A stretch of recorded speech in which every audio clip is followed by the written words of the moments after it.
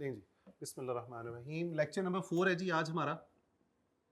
और lecture number 4 के अंदर हमने आज जो हमारी डिस्कशन है पहली, वो है जी ऑफिस के हवाले से।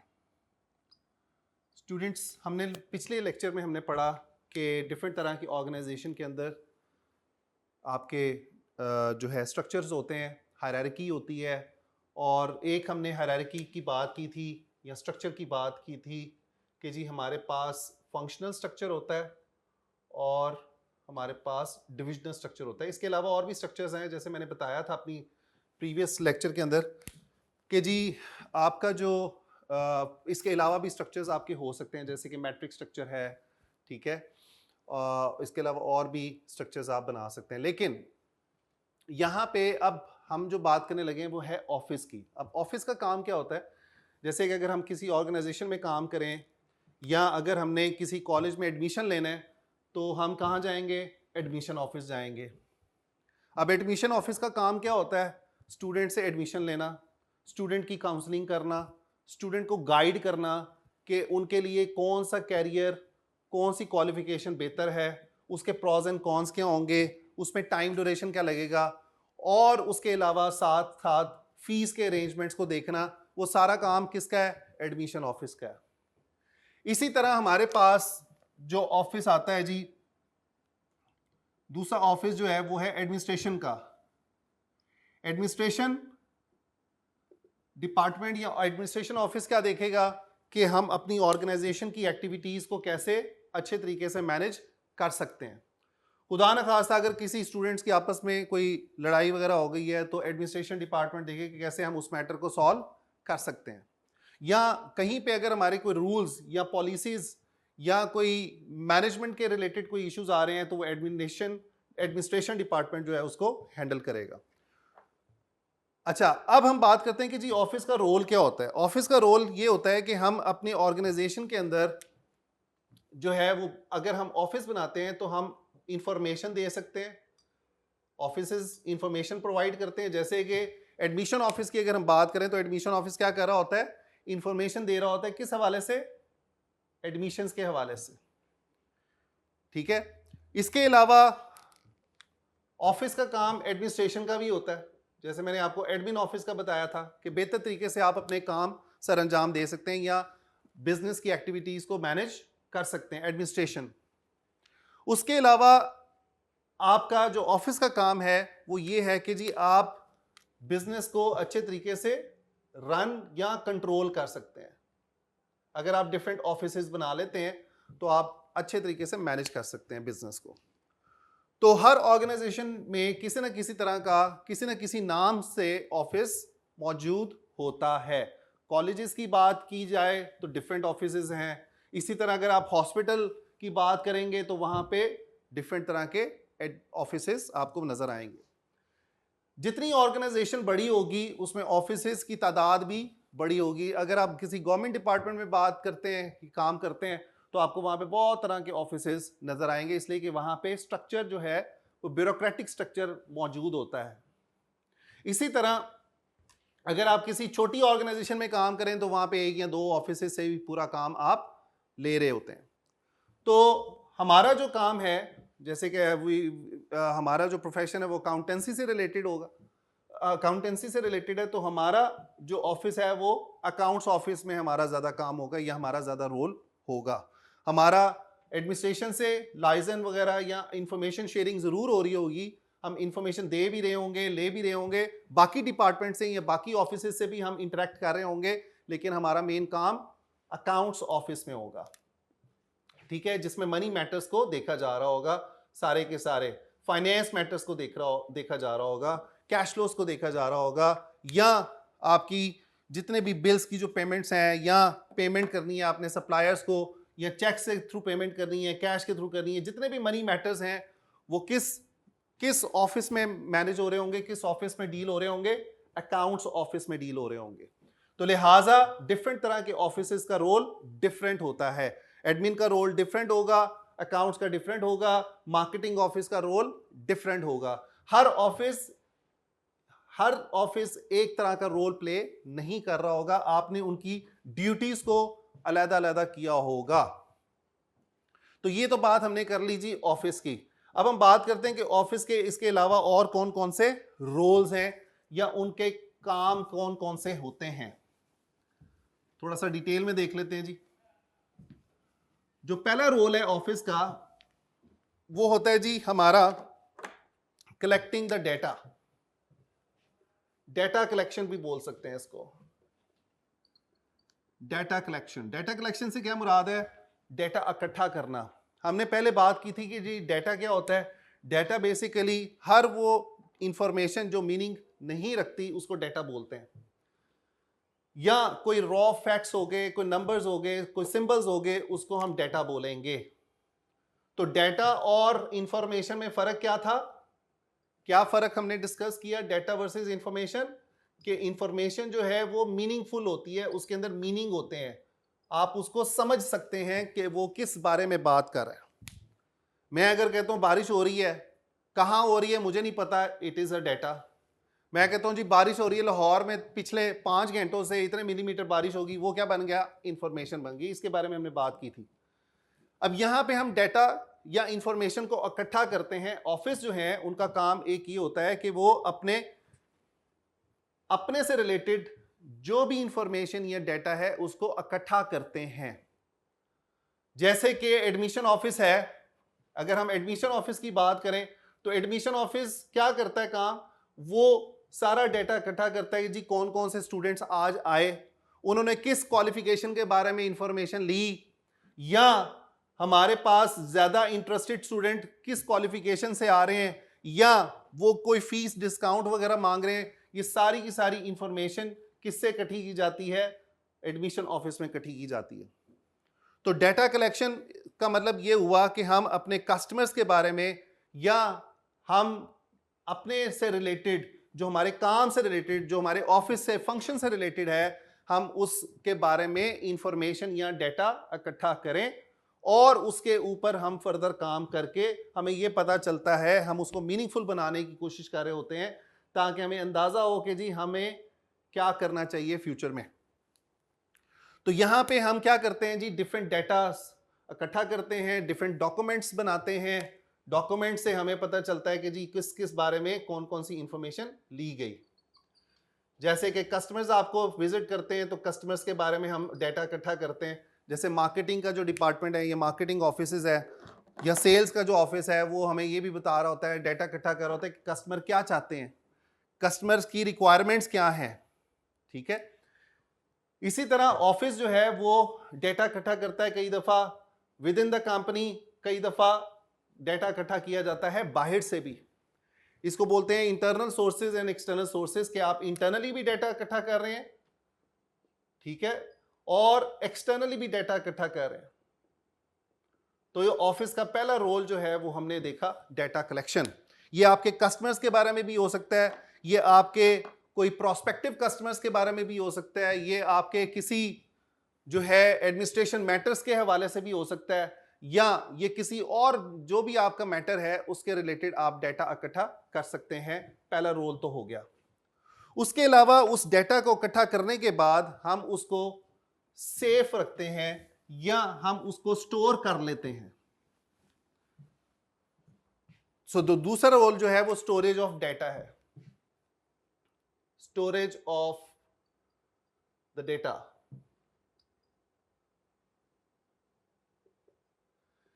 अब आजकल जो डेटा हम स्टोर करते हैं वो या फिर हम मैनुअली कर लेते हैं,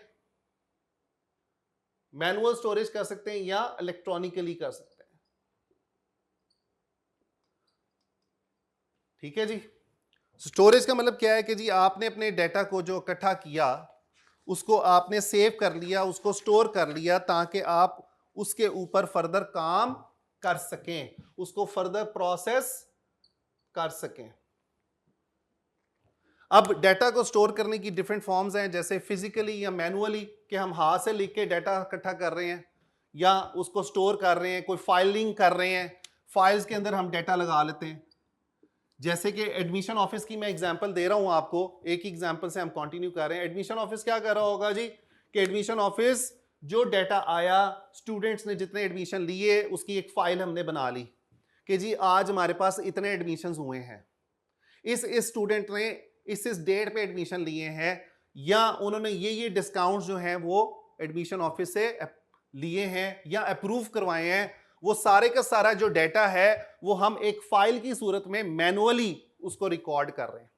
दूसरे नंबर पे हम उसको इलेक्ट्रॉनिकली या उसको हम जो है सिस्टम के अंदर अपने पीसी के अंदर जो आपको प्रोवाइडेड है एडमिशन ऑफिस के अंदर, वहां पे हम उस डेटा को क्या कर रहे हैं, स्टोर कर रहे हैं। यानी कि हम उस डेटा का एक डेटाबेस बना रहे हैं ताकि हम उसके ऊपर देख सकें, उसको एनालाइज कर सकें या उसके ऊपर फर्दर काम कर सकें।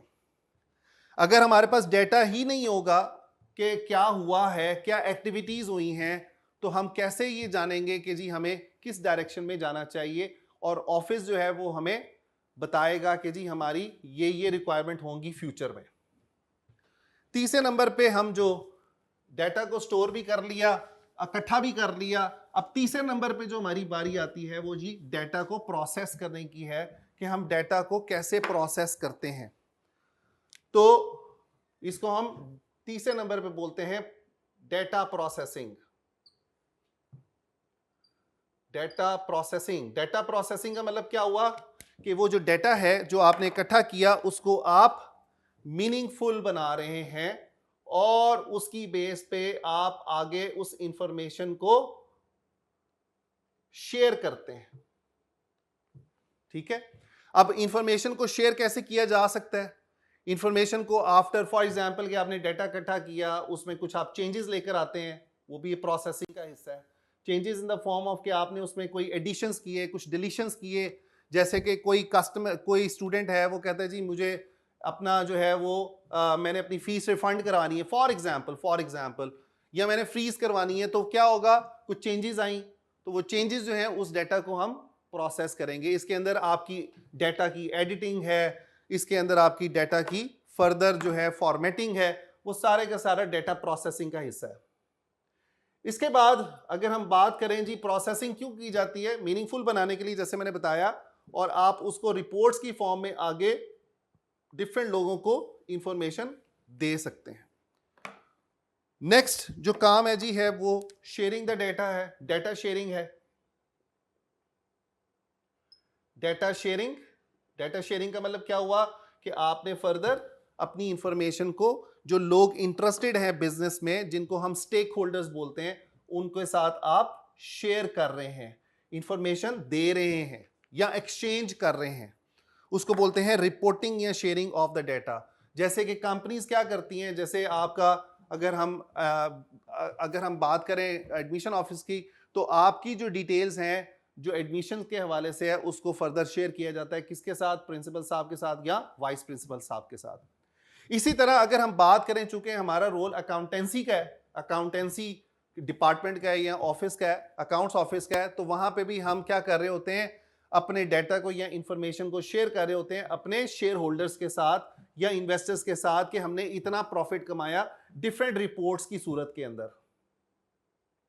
ठीक है जी, रिपोर्टिंग कर रहे होते हैं, शेयर कर रहे होते हैं, इसको रिपोर्टिंग या शेयरिंग ऑफ द डेटा भी बोल रहे हैं। जैसे आजकल हम विजुअली डेटा को शेयर करते हैं, विजुअली डैशबोर्ड्स की सूरत में, या विजुअली हम बात करते हैं कि जी हमारा डेटा किस तरीके से नजर आएगा, वो सारा विजुअल शेयरिंग होगी, डेटा शेयरिंग होगी। तो ये मेन रोल्स हैं जी हमारे किसके, ऑफिस के। उसके बाद हम बात करते हैं जी एडमिनिस्ट्रेशन की, कि ऑर्गेनाइजेशन चलानी है, आपको बेहतर एडमिनिस्ट्रेशन की भी जरूरत है ताकि आप अपने ऑर्गेनाइजेशन की एक्टिविटीज को बेहतर तरीके से अंजाम दे सकें या अपने ऑर्गेनाइजेशन को बेहतर तरीके से रन या कंट्रोल कर सकें। तो हमारा जो नेक्स्ट टॉपिक है वो है जी एडमिनिस्ट्रेशन। एडमिनिस्ट्रेशन का मतलब क्या होता है, जैसे कि आपके घर में आपकी एडमिनिस्ट्रेशन जो है वो किसके हाथ में होती है, यूजुअली वाले साहब के हाथ में होती है, वो सारे करता धरता होते हैं, वो सारे मैटर्स को देख रहे होते हैं। ठीक है, या मदर होंगी या फादर होंगे जो आपके एडमिनिस्ट्रेशन के तौर पे काम कर रहे होंगे। इसी तरह ऑर्गेनाइजेशन के अंदर एडमिनिस्ट्रेशन जो है वो हायर मैनेजमेंट देख रही होती है कि हम अपने ऑर्गेनाइजेशन में कैसे बेहतर तरीके से अपनी एक्टिविटीज को परफॉर्म कर सकते हैं, या हम कैसे बेहतर तरीके से बिजनेस को कंट्रोल या रन कर सकते हैं कि हमें कोई भी प्रॉब्लम ना आए। जैसे कि फॉर एग्जांपल कि जी आपको जो है वो इलेक्ट्रिसिटी आपकी जो बिजली है ऑफिस की वो कट जाती है, और बाकी जितनी भी एक्टिविटीज हैं आईटी से रिलेटेड या और बिजनेस की एक्टिविटीज वो इफेक्ट कर रही हैं, तो एडमिनिस्ट्रेशन डिपार्टमेंट क्या देखेगा कि जी हम कैसे इलेक्ट्रिसिटी का बैकअप ले सकते हैं, वो एडमिनिस्ट्रेशन का काम है। इसी तरह एडमिनिस्ट्रेशन का काम क्या है जी, जैसे कि फॉर एग्जांपल कि कोई चीजें आपके पास आई हैं, अब जब चीजें आपके पास आ रही हैं फैक्ट्री के अंदर या ऑफिस के अंदर, तो उसके ऊपर कोई चेक एंड बैलेंस रखना कि क्या वो सही चीजें आ रही हैं या किसी ने आपको गलत चीजें भेजी, वो एडमिनिस्ट्रेशन का काम है। इसी तरह कोई अगर आपको कोई सफाई का क्लीनिंग का प्रॉब्लम आ रहा है, तो वो एडमिनिस्ट्रेशन डिपार्टमेंट या एडमिनिस्ट्रेशन बिजनेस की वो देख रही होगी कि हम उसको कैसे ठीक कर सकते हैं। इसी तरह कोई और प्रॉब्लम आ जाता है मेंटेनेंस का या कोई क्लीनिंग का या कोई आपकी एक्टिविटीज से रिलेटेड जो इश्यूज आ जाते हैं, वो सारे के सारे एडमिनिस्ट्रेशन डिपार्टमेंट ही देखेगा। इसके अलावा एडमिनिस्ट्रेशन की और जो एग्जांपल है, जैसे कि फॉर एग्जांपल कि जी आपके पास कोई आपसे आपके ऑफिस से कोई चीजें डिस्पैच हो रही हैं, कुछ जा रही हैं, तो एडमिनिस्ट्रेशन डिपार्टमेंट देखता है कि जी क्या चीजें सही जा रही हैं, बाहर जो निकल रही हैं चीजें क्या वो सीक्रेटली तो नहीं निकल रही या चोरी होके तो नहीं निकल रही या एक प्रॉपर मैनर से जा रही हैं। इसी तरह एडमिनिस्ट्रेशन डिपार्टमेंट जैसे कि अटेंडेंस है, ऑफिस के अंदर आपके एम्प्लॉयज की अटेंडेंस है या उनकी परफॉर्मेंस को चेक करना या उनकी एक्टिविटीज को देखना, तो वो किसका काम है, एडमिनिस्ट्रेशन का काम है। इसी तरह कोई पॉलिसीज ऑर्गेनाइजेशन ने बनाई है, तो पॉलिसीज को इन्फोर्स करना, पॉलिसीज को लागू करना, वो किसका काम है, एडमिनिस्ट्रेशन का काम है। ठीक है जी, तो ये नेक्स्ट टॉपिक हमने डिस्कस किया आज के लेक्चर में, एडमिनिस्ट्रेशन का रोल और एडमिनिस्ट्रेशन क्या क्या काम करती है। कोई सवाल आप लोगों का जी? जी स्टूडेंट्स, कोई क्वेश्चन? ले जी आगे चलते हैं। अब हम बात करते हैं कुछ सेंट्रलाइजेशन वर्सेस डिसेंट्रलाइजेशन की। Centralization versus decentralisation.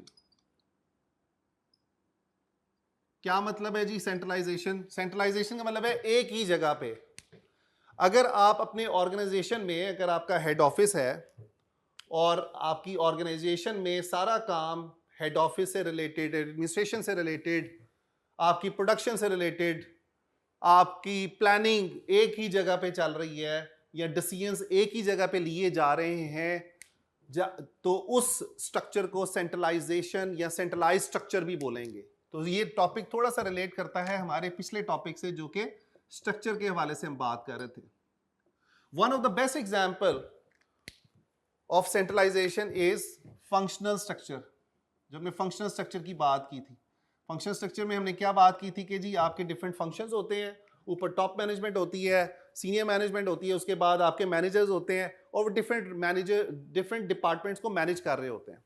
अब वो जो सारा काम हो रहा होता है वो एक ही जगह पे हो रहा होता है, यानी कि हेड ऑफिस भी वहीं पे है, आपका जो है एडमिनिस्ट्रेशन भी वहीं पे है, आपके बाकी जो फंक्शंस हैं वो एक ही जगह पे हैं। इन अदर वर्ड्स हम ये कह सकते हैं कि जो प्लानिंग है, जो डिसीजंस हैं, जो ऑर्गेनाइजेशन के हवाले से आपने कंट्रोल करना है या आपने डिसीजंस लेने हैं या फ्यूचर की प्लानिंग करनी है या टारगेट सेट करने हैं, ऑब्जेक्टिव सेट करने हैं, तो हम कहां पे कर रहे हैं, एक ही जगह पे कर रहे हैं। अगर आपके पास एक फैक्ट्री है, सारा काम आप वहीं पे कर रहे हैं, एचआर का भी, आईटी का भी, और इसके अलावा और काम जो है वो जितने भी आप कर रहे हैं, जो डिसीजंस ले रहे हैं एक ही जगह पे ले रहे हैं, तो उसको हम बोलेंगे सेंट्रलाइजेशन, सेंट्रलाइज स्ट्रक्चर। डिसेंट्रलाइजेशन का मतलब क्या हो गया कि जहां पे आपके अपने फैसले, अपनी ऑर्गेनाइजेशन की मैनेजमेंट या आप अपनी ऑर्गेनाइजेशन की जो पॉलिसीज बना रहे हैं वो एक जगह के लिए नहीं बना रहे, बहुत और जगह के लिए बना रहे हैं, तो उसको बोलते हैं डिसेंट्रलाइज स्ट्रक्चर या डिसेंट्रलाइजेशन। ठीक है जी। सो डिसेंट्रलाइजेशन स्ट्रक्चर का मतलब क्या हुआ कि जहां पे आपकी एडमिनिस्ट्रेशन या आपके डिसीजंस एक लोकेशन पे नहीं हो रहे, एक ही जगह पे नहीं हो रहे, डिफरेंट जगहों पे हो रहे हैं, उसको डिसेंट्रलाइज स्ट्रक्चर बोलेंगे। और उसकी एग्जांपल के लिए हम कहते हैं जी divisional structure is the best example, जैसे हमने बात की थी कि जी जैसे कि एक आपका ऑफिस है लाहौर के अंदर, एक डिवीजन लाहौर के अंदर है, लाहौर डिवीजन कहला दिया। उसके बाद एक इस्लामाबाद डिवीजन आ गया, इसके अलावा आपका एक आ गया डिवीजन कराची का। तो अब ये जो फैसले हैं आपने उनको उनके ऊपर छोड़ा हुआ है कि जी जैसे इस्लामाबाद के फैसले जो हैं वो इस्लामाबाद डिवीजन ले लेगा, या आपका जो है लाहौर का जो डिवीजन है वो लाहौर से रिलेटेड सारी एडमिनिस्ट्रेशन के मैटर्स को, सारे जो है वो डिसीजंस के मैटर को वो देख रहा होगा। इसको हम बोलेंगे डिसेंट्रलाइज्ड स्ट्रक्चर। ठीक है, तो सेंट्रलाइजेशन और डिसेंट्रलाइजेशन के अपने अपने फायदे नुकसानात हैं। यूजुअली ये वही फायदे और नुकसानात हैं जो हमने जिसके लिए बात की थी पहले, क्या कहते हैं, अगर हम स्ट्रक्चर की बात करें, फंक्शन स्ट्रक्चर के और डिवीजन स्ट्रक्चर के, तो वही फायदे और नुकसानात हैं सेंट्रलाइजेशन के और डिसेंट्रलाइजेशन के। नेक्स्ट टॉपिक जो हमारा इस चैप्टर के अंदर है जी, वो है जी हमारा पॉलिसीज, प्रोसीजर्स और बेस्ट प्रैक्टिसेस का। Policies, procedures and best practices. ये टॉपिक स्टूडेंट्स आपके अगले भी जो है सिलेबस, एसीसी के सिलेबस में आएगा, जहां पे आप अकाउंटिंग स्टैंडर्ड्स को पढ़ेंगे या आप ऑडिटिंग के स्टैंडर्ड्स को पढ़ेंगे। तो वहां पे भी ये बात बार बार की जाती है कि जी पॉलिसीज या प्रोसीजर्स क्या होते हैं। ठीक है जी, सो पॉलिसीज को हम रूल्स कह सकते हैं कि आपने कोई पॉलिसीज बना ली जिसकी वजह से आप अपने डिसीजंस लोगे, या आपने कोई रूल सेट कर दिए, पॉलिसीज बना दी कि हम इस पॉलिसी के तहत अपनी ऑर्गेनाइजेशन को मैनेज करेंगे या रन करेंगे, या हम ये रूल्स या स्टैंडर्ड्स को फॉलो करेंगे स्ट्रिक्टली, तो उसके लिए हम पॉलिसीज बना देते हैं। जैसे कि हमने एक पॉलिसी बनाई कि जी हमारी पॉलिसी है कि हम लेट्स सपोज के फीस रिफंड नहीं करते, फॉर एग्जाम्पल, ये हमारी एक पॉलिसी है। अब जो भी इंप्लॉई, लेट्स सपोज के एडमिशन ऑफिस में कोई स्टूडेंट आता है, वो कहते हैं जी हमने अपनी फीस रिफंड करानी, वो कहते हैं जी नहीं जी ये तो हमारी पॉलिसी है ही नहीं, हम ये काम नहीं कर सकते, ये पॉलिसी है।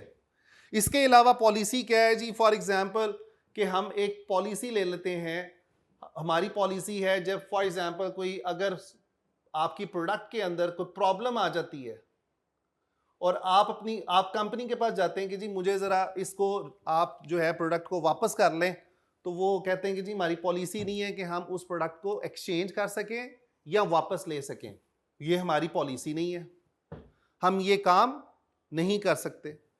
इसी तरह हम एक पॉलिसी बना लेते हैं कि जी हमारी पॉलिसी है कि हम सिर्फ फीमेल स्टाफ को हायर करेंगे, ये हमारी पॉलिसी है, मेल स्टाफ को हम हायर ही नहीं करेंगे या उनको जॉब नहीं देंगे, ये हमारी पॉलिसी का हिस्सा है। उसके बाद हम बात करते हैं प्रोसीजर्स। प्रोसीजर का मतलब ये होता है कि आपके कुछ स्टेप्स फॉलो किए जाते हैं एक काम को करने के लिए, इसको हम सीक्वेंशियल स्टेप्स बोल सकते हैं प्रोसीजर को। फॉर एग्जाम्पल कि जी अगर कोई पेशेंट हॉस्पिटल आ रहा है, तो सर्जरी के लिए अगर वो आ रहा है तो आप क्या करेंगे, सबसे पहले एक प्रोसीजर फॉलो करेंगे, प्रोसीजर के थ्रू आप उसकी सर्जरी करेंगे, रादर देन कि आप पहले ही उसकी सर्जरी कर लें और बाद में उसको फॉर एग्जांपल एनेस्थीसिया वगैरह दें। तो होगा क्या कि पहले आप उसका चेकअप करेंगे, फिर उसके बाद आप उसको वार्ड में भेजेंगे, फिर उसके बाद एनेस्थीसिया दिया जाएगा और उसके बाद सर्जरी की जाएगी। So that is a procedure, यानी कि एक काम को करने के लिए, एक एक्टिविटी को परफॉर्म करने के लिए जो आप स्टेप्स फॉलो कर रहे हैं उसको हम बोलेंगे प्रोसीजर्स। तो ऑर्गेनाइजेशन को चलाने के लिए भी आप क्या करते हैं, कुछ प्रोसीजर्स बना लेते हैं। अब यहां पे अगर हम अकाउंटेंसी में प्रोसीजर्स की बात करें कि लेट्स सपोज कि हमने किसी क्लाइंट, अपने सप्लायर को कुछ चीजें वापस करनी है, तो उसका कुछ प्रोसीजर होगा कि हम उसको कैसे चीजें वापस करेंगे और अपने जो पैसे आपने दिए हुए हैं उन चीजों को खरीदने के अवज उनको कैसे वापस लेंगे, उसके लिए एक प्रोसीजर फॉलो किया जाएगा। इसी तरह जब आपने अगर कस्टमर को कोई चीज डिस्पैच करनी है तो उसके लिए भी कुछ ना कुछ प्रोसीजर होगा, या अगर आपने कोई कस्टमर से ऑर्डर लेना है उसका भी कोई ना कोई प्रोसीजर मौजूद होगा। ठीक है जी। इसी तरह अगर आपके पास आपने कोई चीज खरीदनी है आईटी से रिलेटेड या किसी और चीज, कोई और चीज अगर आपने कोई खरीदनी है तो उसके लिए भी आपको क्या करना पड़ेगा, प्रोसीजर को फॉलो करना पड़ेगा। नेक्स्ट है जी हमारे पास बेस्ट प्रैक्टिसेस। बेस्ट प्रैक्टिसेस क्या होती हैं कि जैसे कि आपने, बेस्ट प्रैक्टिसेस का मतलब ये होता है कि आप जो काम कर रहे हैं, कई दफा हम जब काम करते हैं तो हमारे सामने कुछ स्टैंडर्ड्स होते हैं। ठीक है, हमारे सामने कोई बेंचमार्क्स होते हैं कि जी फलानी ऑर्गेनाइजेशन ये काम बहुत अच्छे तरीके से कर रही है और हमें भी इसी को फॉलो करना चाहिए।